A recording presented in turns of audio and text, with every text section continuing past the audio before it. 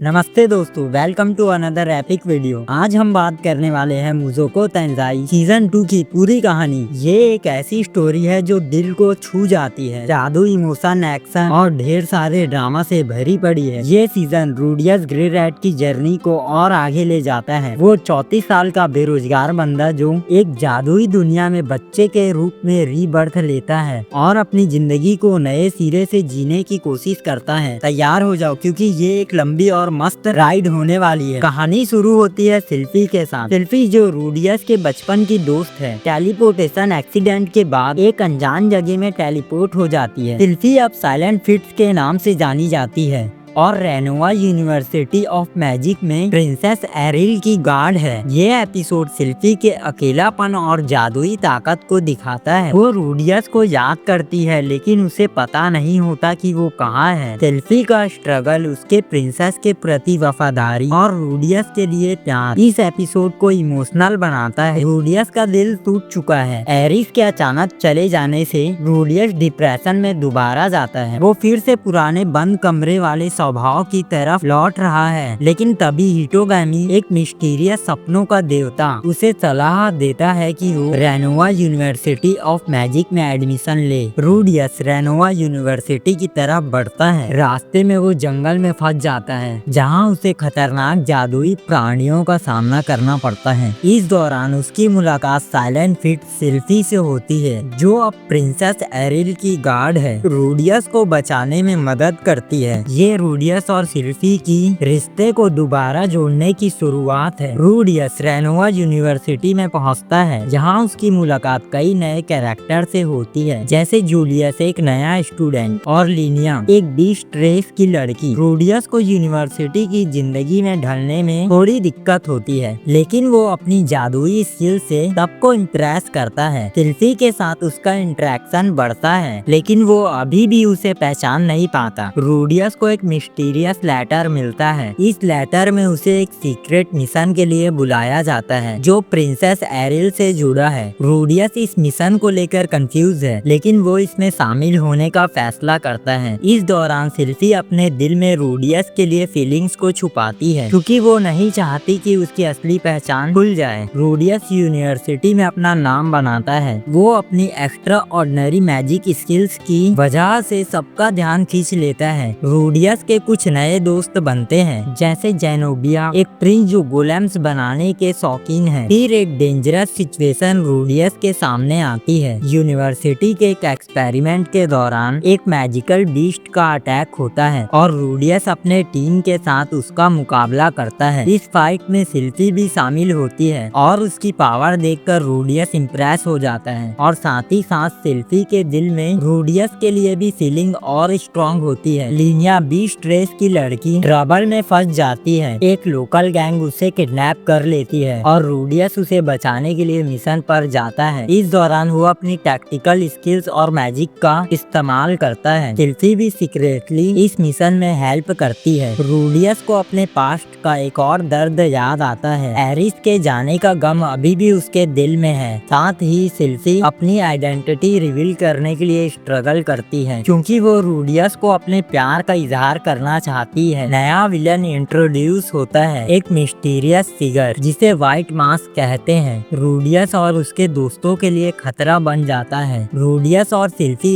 एक साथ काम करते हैं और रूडियस को थोड़ी सी शक होती है कि साइलेंट फिट शायद सिल्फी हो सकती है। सिल्फी फाइनली अपनी आइडेंटिटी रिवील करती है। एक इमोशनल मूवमेंट में वो रूडियस को बताती है कि वो साइलेंट फिट नहीं बल्कि उसकी बचपन की दोस्त सिल्फी है। रूडियस शॉक रह जाता है लेकिन उसका दिल खुशी से भर जाता है। रूडियस और सिल्फी के रिश्ते की नई शुरुआत होती है। दोनों एक दूसरे के साथ अपनी फीलिंग शेयर करते हैं और रूडियस अपने पास्ट के दर्द को पीछे छोड़ने की कोशिश करता है। इसमें प्रिंसेस एरिल का भी इम्पोर्टेंट रोल है जो सिल्फी को अपने पर्सनल गार्ड और पर्सनल लाइफ के बीच में बैलेंस करने में हेल्प करती है। रूडियस अपने दिल की बात सिल्फी से कहता है और दोनों के बीच एक ब्यूटीफुल मूवमेंट देखने देखने को मिलता है। साथ ही यूनिवर्सिटी में एक बड़ा मैजिकल टूर्नामेंट शुरू होता है जिसमें रूडियस अपनी स्किल्स दिखाता है। रूडियस और सिल्फी अब एक कपल है और वो अपने फ्यूचर के बारे में सोचते हैं। रूडियस एक घर बनाने का प्लान बनाता है जहाँ वो अपनी फैमिली के साथ रह सके। रूडियस और सिल्फी अपने शादी की तैयारी शुरू करते हैं। रूडियस और सिल्फी के शादी का दिन आ जाता है जहाँ यूनिवर्सिटी के सारे दोस्त और प्रिंसेस एरिल भी शामिल होती है। लेकिन शादी के बाद रूडियस को एक नया मिशन मिलता है जो उसकी माँ जेनेट से जुड़ा है। रूडियस अपनी माँ जेनेट की तलाश में एक नए एडवेंचर में निकल पड़ता है। इस बार उसके साथ सिल्फी भी होती है और दोनों एक दूसरे के साथ अपने बॉन्ड को मजबूत करते हैं। इस एपिसोड में एक नया कॉन्टिनेंट दिखाया जाता है जहां रूडियस को नए चैलेंजेस का सामना करना पड़ता है। रूडियस बीस्ट कॉन्टिनेंट पहुंचता है। यहाँ उसकी मुलाकात लिनिया और उर्सेना के क्लैन से होती है। रूडियस को यहाँ एक पावरफुल एनिमी का सामना करना पड़ता है और वो अपने मैजिक स्किल्स का पूरा यूज करता है। रूडियस को जेनेट के लोकेशन का एक सॉलिड प्रूफ मिलता है। वो सुनता है कि उसकी माँ एक डेंजरस जगह में फंसी है। सिल्फी रूडियस के साथ जाती है लेकिन वो अपनी सेफ्टी को लेकर वरीड है जहाँ उनको खतरनाक मॉन्स्टर्स और ट्रैप का सामना करना पड़ता है। रूडियस की लीडरशिप और सिल्फी की मैजिक स्किल्स देखने को मिलती है। रूडियस फाइनली अपनी माँ जेनेट को ढूंढ लेता है लेकिन जेनेट की कंडीशन देख के वो शॉक हो जाता है। धीरे धीरे सब कुछ बेहतर होता है। फिर अचानक एक नया विलन रूडियस के सामने आता है। इस बार खतरा हिटोगामी से डायरेक्ट जुड़ा है और रूडियस को अपने पास्ट डिसीजंस का कॉन्सिक्वेंसेस फेस करना पड़ता है। यह एपिसोड एक्शन और मिस्ट्री से भरा है और रूडियस के कैरेक्टर को और टेस्ट करता है। रूडियस अपने दोस्तों के साथ एक फाइनल बैटल के लिए तैयार होता है। रूडियस अपनी मैजिक पावर और इंटेलिजेंस का यूज करता है। सिल्फी, जिनोबिया, लिनिया और दूसरे दोस्त भी फाइट में शामिल होते हैं। ये एपिसोड एक्शन, इमोशन और टीम वर्क का परफेक्ट ब्लेंड है। फिर रूडियस अपनी फैमिली के साथ एक नए घर में शिफ्ट होता है और सिल्फी के साथ उसका रिश्ता और मजबूत होता है। जेनेट की रिकवरी दिखाई जाती है और रूडियस अपने फ्यूचर के लिए नए गोल सेट करता है।